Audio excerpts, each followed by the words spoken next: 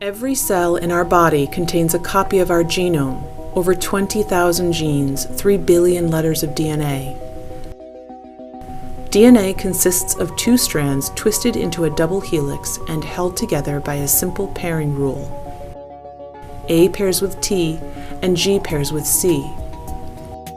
Our genes shape who we are as individuals and as a species.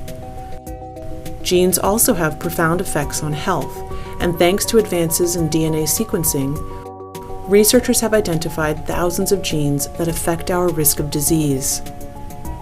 To understand how genes work, researchers need ways to control them. Changing genes in living cells is not easy, but recently a new method has been developed that promises to dramatically improve our ability to edit the DNA of any species, including humans. The CRISPR method is based on a natural system used by bacteria to protect themselves from infection by viruses. When the bacterium detects the presence of virus DNA, it produces two types of short RNA, one of which contains a sequence that matches that of the invading virus. These two RNAs form a complex with a protein called Cas9. Cas9 is a nuclease, a type of enzyme that can cut DNA. When the matching sequence, known as a guide RNA, finds its target within the viral genome, the Cas9 cuts the target DNA, disabling the virus.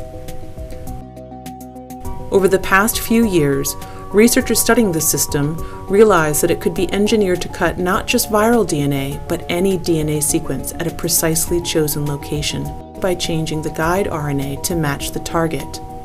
And this can be done not just in a test tube, but also within the nucleus of a living cell. Once inside the nucleus, the resulting complex will lock onto a short sequence known as the PAM.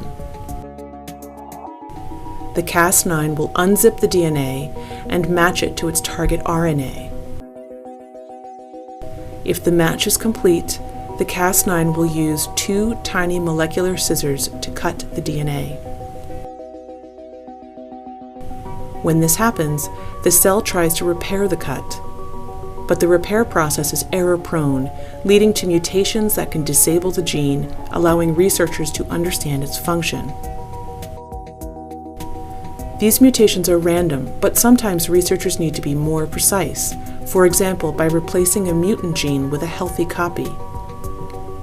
This can be done by adding another piece of DNA that carries the desired sequence. Once the CRISPR system has made a cut, this DNA template can pair up with the cut ends, recombining and replacing the original sequence with the new version. All this can be done in cultured cells, including stem cells that can give rise to many different cell types. It can also be done in a fertilized egg, allowing the creation of transgenic animals with targeted mutations. And unlike previous methods, CRISPR can be used to target many genes at once, a big advantage for studying complex human diseases that are caused not by a single mutation, but by many genes acting together.